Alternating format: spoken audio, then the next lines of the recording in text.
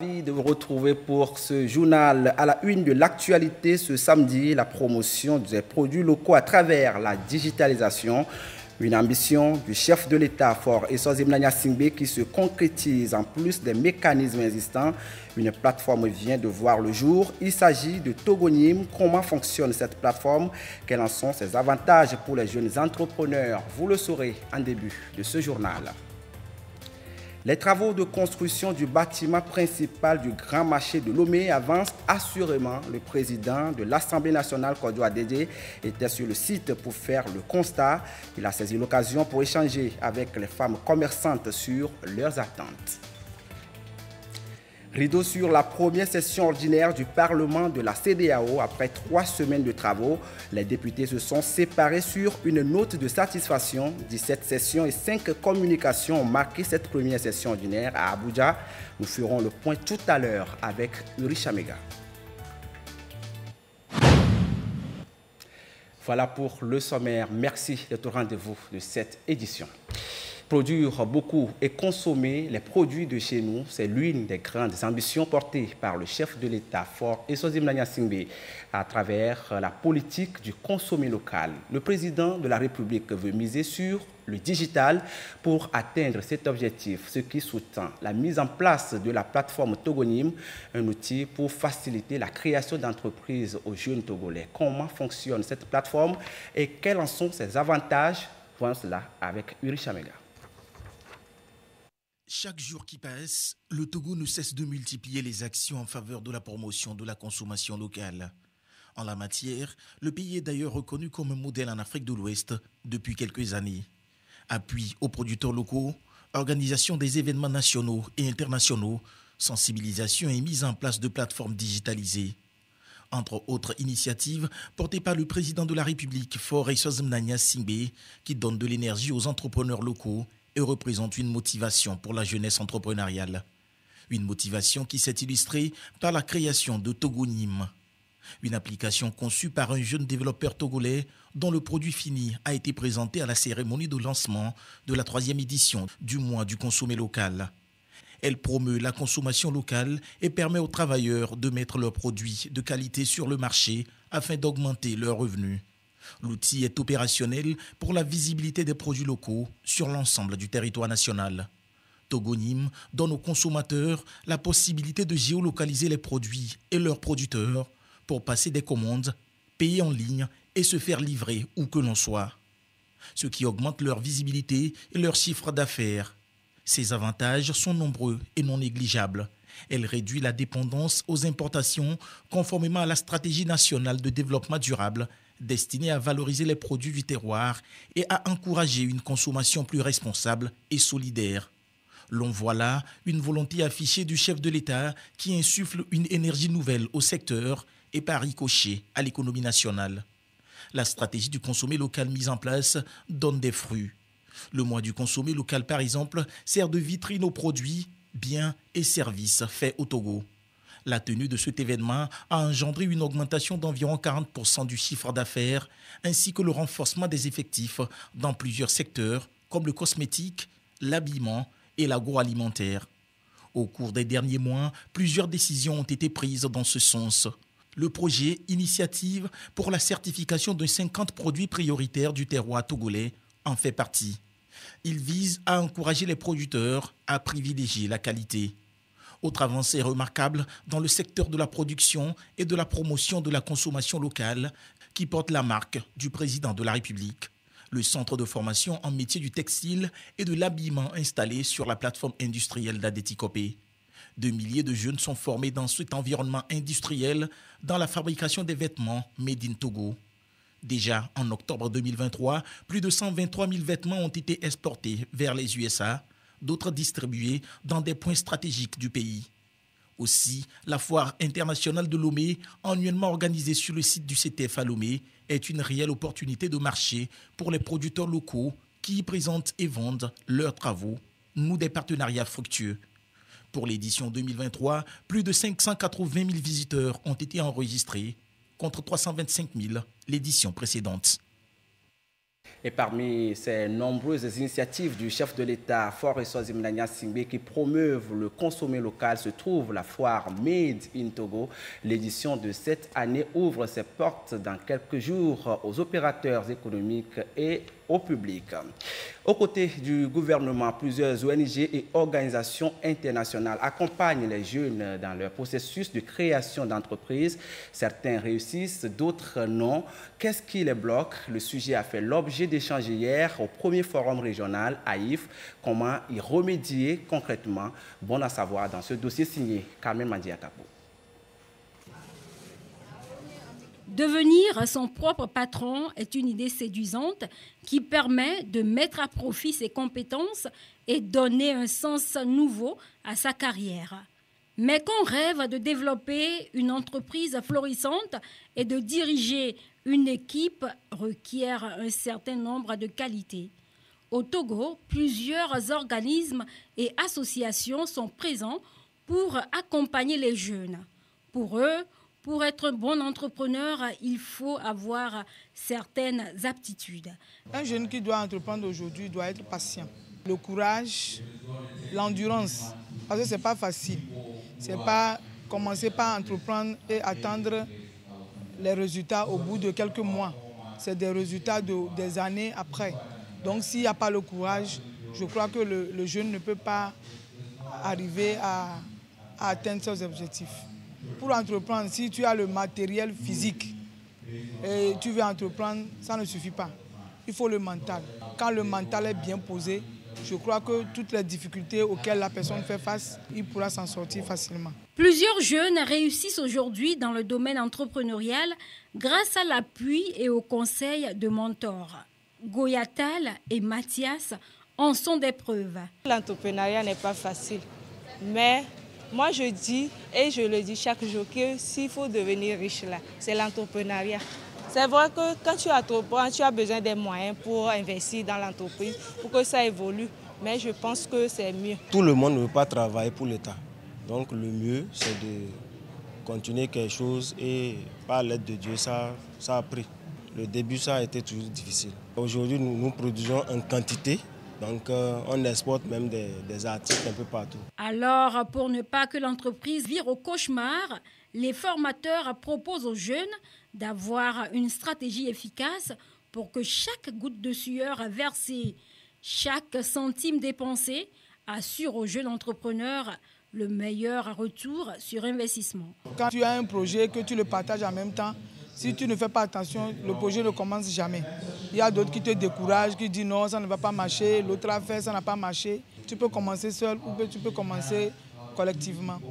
Certains experts pensent que la personnalité de l'entrepreneur a également une influence directe sur le succès de l'entreprise. Pour eux, certains traits de caractère comme la capacité à assumer une forte charge de travail, le fait de se montrer digne de confiance ou de faire preuve de détermination contribue fortement à la réussite de l'entreprise. Je vous amène à présent au grand marché de Lomé, précisément sur le site de la construction du bâtiment principal d'Adaolato. Le président de l'Assemblée nationale, Kodjo Adedjei, était pour constater l'avancement des travaux. Sur place, il a échangé avec les femmes commerçantes sur leurs attentes. Reportage de Norbert Agbedano. La nouvelle approche des députés est d'être plus proche des populations. Pour concrétiser cette vision, le président de l'Assemblée nationale, Sévon Tepe Kodjo Adedjei, effectue des tournées à la rencontre des communautés. Il s'est rendu au grand marché de Lomé pour constater l'état d'avancement des travaux du bâtiment central en construction. Sous la direction du maître d'ouvrage et du contrôleur, le président de l'Assemblée nationale et sa délégation, composée de députés unis Grand Lomé, ont visité cette infrastructure commerciale. Fike mino fanfia funa ke ko mina gbanua e mina gbakonu e mina dak pe na duklolau pe na le owenami zande one wenami kaba ne mi atrodo nyabe nopio mi me didi anyi be mi le pomo ne hoa me tutu o to ya mi po mi me gbe da o ova o wonu keke o tu ho na mi vo poto wa jire lo Le contrôleur du chantier, dans son intervention, a fait le point de ce qui est fait et de ce qui reste à faire. De façon théorique, le taux d'avancement, ça fait 58%. Les travaux de protection incendie sont aussi, les réservations sont achevées. Il reste les équipements terminaux et aussi les bâches à eau, tout ce qui est réservation, électricité, l'approvisionnement des ascenseurs aussi sont déjà faits.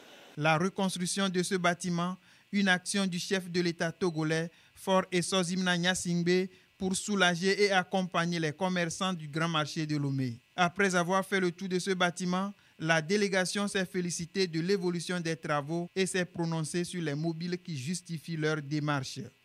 Dans son discours de clôture de la première session ordinaire, le président de l'Assemblée nationale demandait aux députés de rester attentifs aux préoccupations des populations que nous représentons. Et c'est dans cette droite ligne que nous avons accompagné le président de l'Assemblée nationale pour nous rendre compte de l'état d'avancement de la construction du grand marché de Lomé. Nous avons dans un premier temps écouté les responsables de cette construction qui nous ont expliqué qu'ils sont à plus de 50% de réalisation. À l'endroit de nos sœurs, de nos mamans du grand marché, nous leur disons de rester confiantes et nous les représentons à l'Assemblée nationale et nous ferons tout pour suivre les travaux jusqu'à leur terme. Le président de l'Assemblée nationale, quant à lui, a exhorté le maître d'ouvrage et son équipe à poursuivre les travaux. Il les convie à faire le nécessaire pour livrer les travaux dans le délai convenu. La délégation a également rencontré l'Association des femmes vendeuses de pagnes du Grand Marché de Lomé. Une opportunité pour elles d'exposer leurs préoccupations aux députés qui ont promis de les porter aux plus hautes autorités du pays. Pendant que les députés togolais poursuivent leur tournée nationale, ceux du Parlement de la CEDEAO étaient à Abuja pour leur première session ordinaire. Après 3 semaines, les travaux ont pris fin sur une note de satisfaction. Au total, 17 sessions et 5 communications ont marqué cette première session ordinaire. On fait le point avec Uri Chamega. Pendant plus de 3 semaines, le Parlement de la CEDEAO a retenu l'attention du monde entier et plus particulièrement de l'Afrique de l'Ouest à travers sa première session ordinaire de l'année 2024. Les débats et discussions en plénière n'ont laissé aucun parlementaire des États membres indifférent. Parmi les sujets d'intérêt public abordés, on retrouve la migration des jeunes, le changement climatique, les abus de drogue, les droits de l'homme, la pauvreté ainsi que la situation politique et sécuritaire dans la sous-région. Au moment où l'on tire le rideau sur cette première session ordinaire, c'est un sentiment de devoir accompli qui se dégage. Le Parlement est en train de retrouver sa dynamique. Dynamique dans les échanges, dynamique dans les sujets qui ont été posés et dans la réflexion menée par les parlementaires que nous sommes. La 6e législature du Parlement de la CEDEAO a concrétisé un début remarquable. La session a permis de délibérer et d'examiner des questions pertinentes à l'exécution du mandat parlementaire. Cette session a atteint les objectifs fixés et nous a permis de nous mettre sur la voie de la réalisation des objectifs du Parlement, énoncés à l'article 4 de l'acte additionnel relatif au renforcement des prérogatives du Parlement de la CEDEAO. Au cours de cette session, la plénière s'est réunie à 17 reprises pour délibérer et adopter des résolutions sur différentes thématiques. Le nombre élevé des réunions en plénière a été une avancée dans la bonne direction, dans la mesure où cela nous a permis de nous réunir et d'aborder des questions qui revêtent de l'importance pour la communauté. Pour la présidente du Parlement, les préoccupations soulevées seront traitées en profondeur, conformément à la vision de développement de la sous-région. Les riches échanges qui s'en sont suivis ont fait l'objet de recommandations pertinentes de la part des honorables députés et seront versés à l'agenda des discussions des différentes commissions pour mesures concrètes à prendre. Je nous exhorte, honorables députés, à nous engager en tant que représentants des peuples, à relever les défis que nous avons identifiés et à attacher de l'importance à l'immense tâche qui nous incombe. Sous ma présidence, cette 6e législature est résolue et prête à atteindre notre objectif d'élargir et de renforcer notre partenariat avec les parlements nationaux et régionaux, les partenaires au développement, les professionnels des médias et la société civile. Les engagements pris par cette 6e législature représentent désormais un repère permettant de construire une CEDEAO au service de l'épanouissement et du bien-être de ces peuples. Et au cours des 3 semaines de travaux, le Parlement de la CEDEAO a beaucoup fait parler de lui, surtout sur les réseaux sociaux, face à un certain incident survenu et qui sont contraires au règlement intérieur de l'institution. Le bureau exécutif n'est pas resté muet. Sa déclaration dans ce sujet signé Uri Chamega. Face à certaines situations qui ont émaillé cette première session ordinaire et qui ont fait le tour des réseaux sociaux ces derniers jours, le bureau du Parlement de la CEDEAO, de commun accord, a décidé de réagir. Une sortie à l'allure de rappel à chacun des règlements intérieurs qui régissent le fonctionnement de l'institution communautaire, mais aussi des valeurs chères aux pères fondateurs. Le bureau du Parlement de la CEDEAO tient à exprimer sa profonde préoccupation et désapprobation face aux excès verbaux observés au cours de nos sessions à l'égard des chefs d'État et de gouvernement des États membres de la CEDEAO par un des nôtres. Le Bureau condamne donc fermement toute déclaration ou action qui contredit les principes et les valeurs de la CEDEAO et qui a tendance à jeter le discrédit sur l'institution.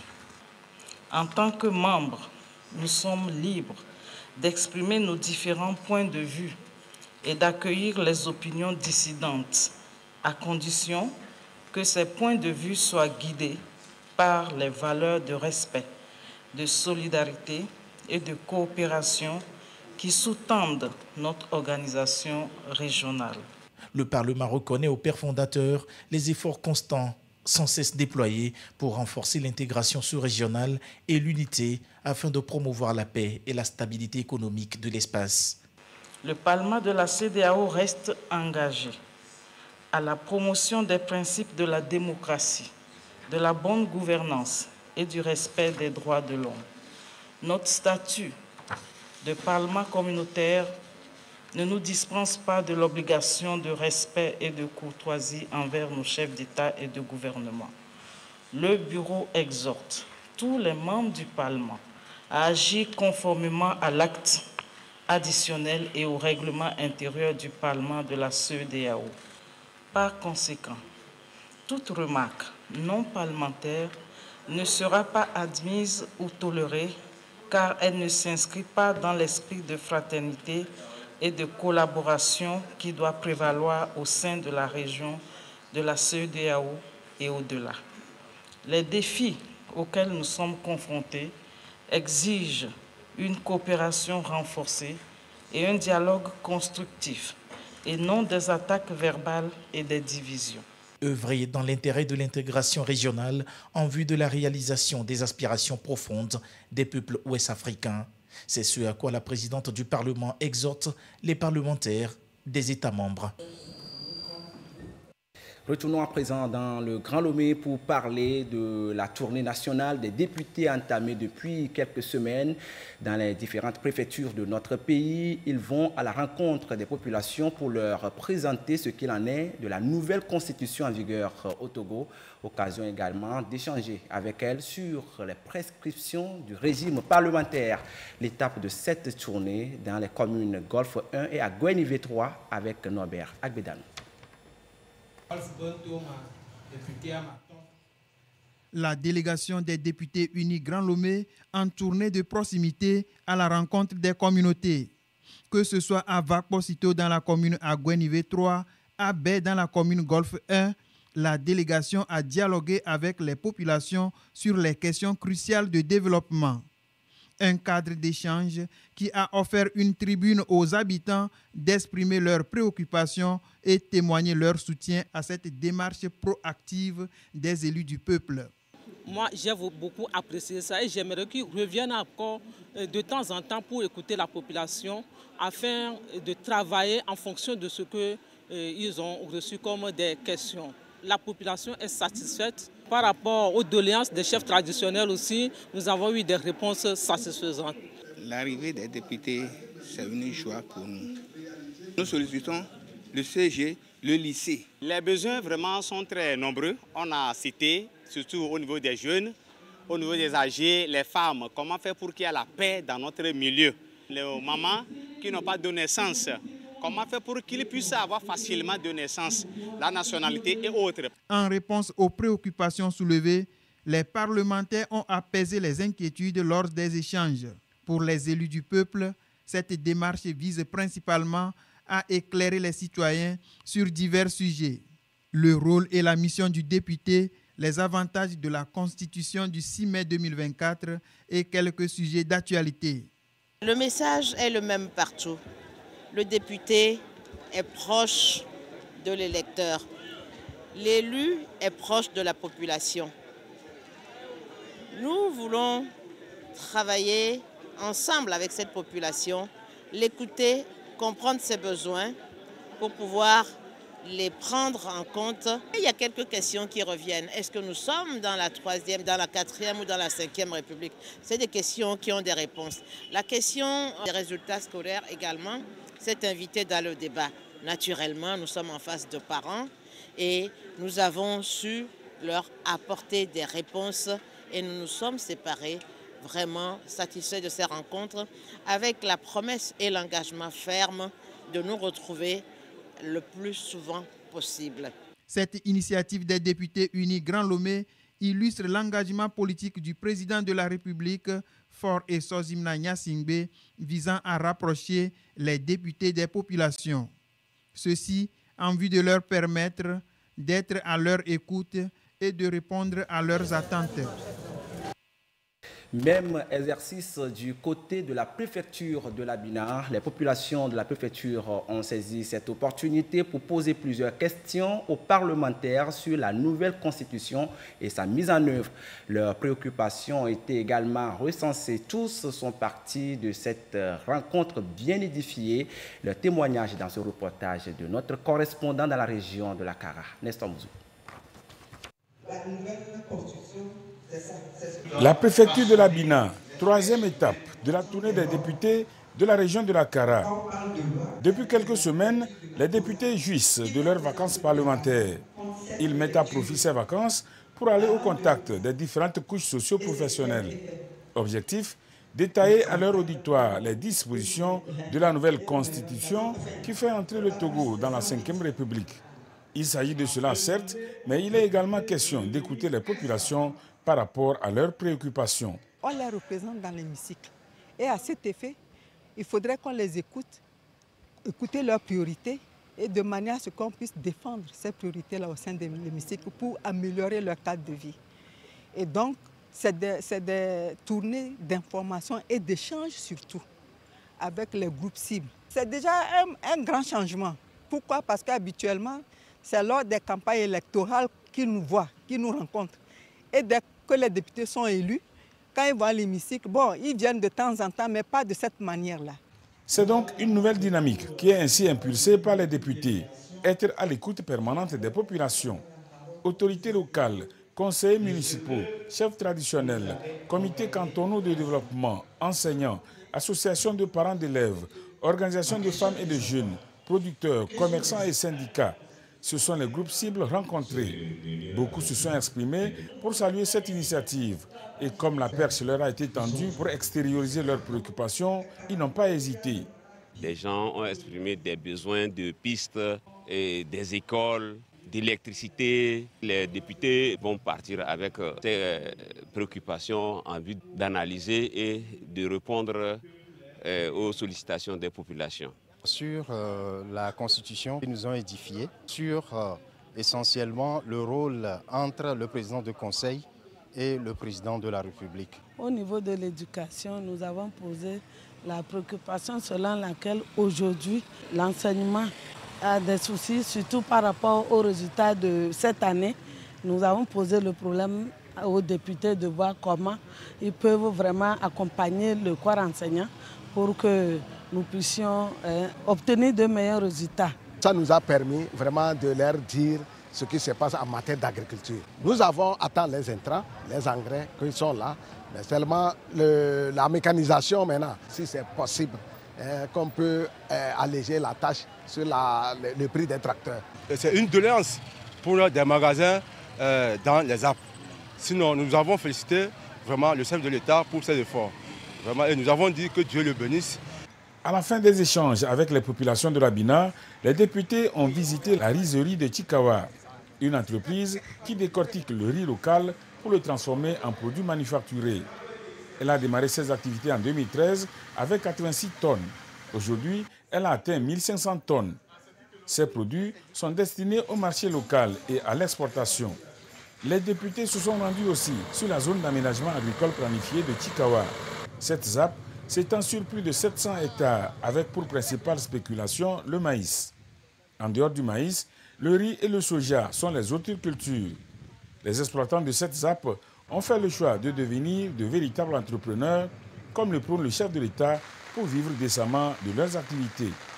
Le centre de transformation agricole de la Bina est la dernière unité visitée.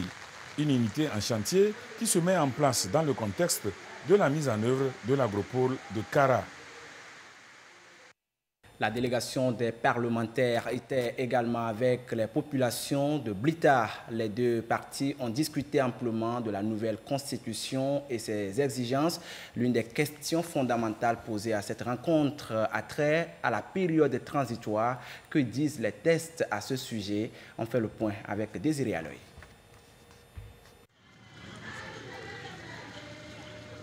La délégation des députés uniques de la région centrale face aux artisans, commerçants, agriculteurs, éleveurs, fonctionnaires et élus de Blita pour des échanges par rapport à la mise en œuvre progressive des différentes réformes prévues par la nouvelle constitution. Le Togo est passé au régime parlementaire et il faut rimer avec les dispositions prévues par la loi. Les députés uniques expliquent aux différentes couches socio-professionnelles le déroulement du processus. Ils sont attentifs aux explications. L'objectif est de mettre toute la population au même niveau d'information. Les députés unis de la région centrale se sont mis dans un exercice de partager donc les informations quant aux réformes constitutionnelles. Lorsqu'on vient en attache avec la base, on est sûr qu'on a de bonnes informations pour qui de droit et également on sait ce qu'on est venu dire donc, à ces populations qui nous ont élus. Et le besoin d'information également a permis à tous de savoir que c'était un exercice qui valait la peine. La représentation nationale a inscrit dans sa démarche d'autres points objets de débat pour recueillir les préoccupations. L'éducation, la santé, l'électrification, les pistes rurales, l'adduction d'eau potable, entre autres domaines ciblés, tout comme la campagne agricole 2024-2025. Nous constatons que c'est une bonne initiative. Si ça peut être régulière, ça va aider beaucoup la préfecture, dire la région sur le développement. Avec nos autorités qu'on a élues, nous sommes en train d'échanger pour voir l'évolution du marché à Blita. Nous voudrons sensibiliser les femmes pour que le marché de Blita s'anime tous les jours à un seul lieu. Nous remercions Fort Gnassingbé avec tous ces efforts qu'il est en train de nous faire à Blita. Ils sont encore revenus vers nous pour nous expliquer ce que nous ne comprenons pas. Ils nous ont attiré notre attention de miser sur le travail de qualité et de savoir que être en association, en groupement, là, fera avancer notre travail. Nous souhaiterons que ça ne soit pas la dernière fois qu'ils reviennent. Sur le site de la zone d'aménagement agricole planifiée ZAP d'Agbandi Mono à Agbandi, par exemple, les honorables députés ont échangé avec les membres des coopératives. Ils sont 50 braves producteurs sur le site. Nous pensons que comment ils sont venus en masse nous visiter pour voir ce qu'on est en train de faire, je pense que demain serait meilleur. Parce que je pense que tout ce qu'on aura dit comme problème tout ce qu'on aura à émettre, je pense qu'ils vont prendre ça en compte. C'est une tournée d'échange et de sensibilisation, une innovation pour être plus proche des populations, comme le veut le chef de l'État, Faure Issozouna Niazingue. Après Brita, les parlementaires ont pris la direction de Sotouboua. Dans la préfecture, l'exercice a été le même. La nouvelle constitution, ses tenants et aboutissants ont été revisités. La population a également exprimé ses besoins aux parlementaires. Désiré Aloy. Sotouboua, deuxième étape de la tournée d'échange et de sensibilisation des couches socio-professionnelles de la préfecture. Une démarche citoyenne des députés uniques de la région centrale pour échanger donc avec les populations sur le processus de mise en œuvre des réformes prévues par la nouvelle constitution. Nous avons pu leur apporter les informations sur l'élection du bureau de l'Assemblée nationale, mais également sur le processus en cours pour que le corps électoral qui doit élire les sénateurs qui est en train d'être mis en place, nous leur avons expliqué le procédé. Et donc, dès que nous aurons les sénateurs élus, nous pourrons disposer des deux chambres, le Parlement et le Sénat, qui pourront ainsi procéder donc à l'élection du président de la République, puisque le président de la République est élu au suffrage universel indirect. Également, nous avons expliqué comment la Constitution elle-même a prévu les dispositions transitoires, les donner 12 mois maximum pour mettre en place les institutions. Donc comment les choses se passent en attendant la mise en place de toutes ces institutions. Plusieurs groupes, MFU, MJU, MSU, la chefferie traditionnelle, les CDD, CVD, artisans, commerçants, agriculteurs, éleveurs, fonctionnaires et élus locaux étaient donc en face de la représentation nationale pour aussi débattre des différents sujets, piscine rurale, santé, éducation, entre autres. Il y a eu un long débat sur la question éducative. Les populations ont fait des suggestions pour voir comment on peut, à travers des assises, discuter et voir le rôle de chaque acteur. Il a été question également des problèmes liés au domaine de la santé. Et c'est un domaine fondamental, vous savez que ça tient aussi à cœur au chef de l'État. Les défis qui restent à relever ont été soulevés par les populations. Nous avons abordé les questions de la mécanisation de l'agriculture. Rencontre de proximité pour s'écouter mutuellement et recueillir les suggestions et préoccupations à soumettre à qui de droit. Nous n'aurons plus à avoir des problèmes liés à l'intoxication et à la désinformation. Leur présence aujourd'hui nous rassure et nous édifie. Désormais, on sait quelle est la bonne information. Et nous nous engageons au retour de pouvoir porter la même information telle que nous l'avons reçue pour aider la population à savoir exactement où nous sommes en train d'aller avec ce régime parlementaire. Tout ce qui nous ont présenté dans le programme du chef de l'État, nous avons espoir. Et nous savons que demain sera meilleur. En tant que bénéficiaires de FNFI, nous profitions pour demander qu'on nous vienne en aide pour que le financement vienne à temps, afin que nous puissions nous lancer dans nos projets et que nous puissions réussir et bien rembourser nos crédits. Évoluer avec ça pour devenir encore des femmes plus épanouies qu'avant. Ceci nous permet de comprendre un peu ce qui se passe à l'hémicycle et ça nous permet aussi de pouvoir dire à nos honorables députés nos préoccupations. Avec ceci, ça prouve que la jeunesse peut avoir l'espoir par rapport à la faisabilité des enjeux de la Ve République. Les questions relatives à l'éducation sont ressorties et des propositions sont en train d'être faites pour améliorer le secteur de l'éducation qui est un secteur clé pour le développement. La démarche, elle est très intéressante, tout ira encore mieux pour l'avenir. Après les débats en salle, les députés ont visité le centre hospitalier préfectoral de Sotouboua pour toucher du doigt les prestations des différents services. Leur présence et leur visite dans les différents services de l'hôpital sera un atout pour améliorer le plateau technique. Nous gardons espoir. Cette visite achevée, ils mettent le cap sur la zone d'aménagement agricole planifiée ZAP de Tabender. Elle a une superficie de 105 hectares exploités par 100 entrepreneurs agricoles, parmi eux 32 femmes. Il y a un champ école sur la ZAP et sur le champ école là, nous on pratique ça aussi sur nos parcelles. Et ça c'est une bonne aide pour nous. Mais cette année, on nous a amené vite les produits surtout la semence, l'engrais, le soja à temps. Avec l'arrivée des honorables députés, ça va nous avantager et on aura l'appui. Jusqu'à 2025, on sait que notre ZAP va aller jusqu'à 300 hectares et beaucoup de producteurs et beaucoup de réussites. C'est ça notre souhait. La croissance économique, le bien-être des populations reste la préoccupation du chef de l'État, président du parti UNIR. Ces échanges restent une dynamique renforcée imprimée par le parti UNIR. Les suggestions et préoccupations notées seront analysées et prises en compte selon les députés à l'effet de contribuer à accélérer le processus de développement. Un mot du football à présent, le grand vainqueur du championnat universitaire 2024 connu depuis jeudi. Il s'agit de l'université de Lomé. Elle s'est imposée face à l'université de Kara à l'issue de la grande finale de football au stade municipal de Lomé. Le film avec Sergine Raimondo. Ambiance des grands jours ce jeudi au stade municipal de Lomé.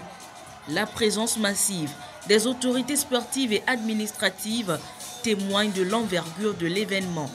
Face à face, l'université de Kara en blanc et l'université de Lomé, un duel qui va se solder sur le score de 4 buts en faveur des étudiants de Lomé.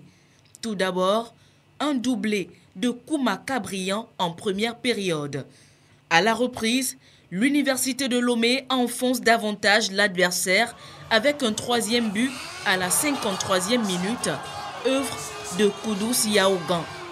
À 10 minutes de la fin, l'université de Lomé met le coup de grâce avec une 4e réalisation signée Joël Adekpe. 0 but contre 4, la moisson n'a pas été bonne pour l'université de Kara durant cette saison. Les joueurs ont été très méconnaissables. Je ne sais pas ce qui s'est passé. Il faut reconnaître aussi que l'équipe de Lomé a été très bonne. Ils ont su gérer l'espace, ils ont sécurisé le ballon. On n'a pas su faire bloc bas. Je tiens d'abord à remercier les personnes d'ombre et de lumière qui ont su mettre en place cette belle initiative. Je tiens aussi à remercier l'instance sportive, la Fédération togolaise, surtout le ministère qui a instauré ce climat de convivialité. On a vu un très beau match.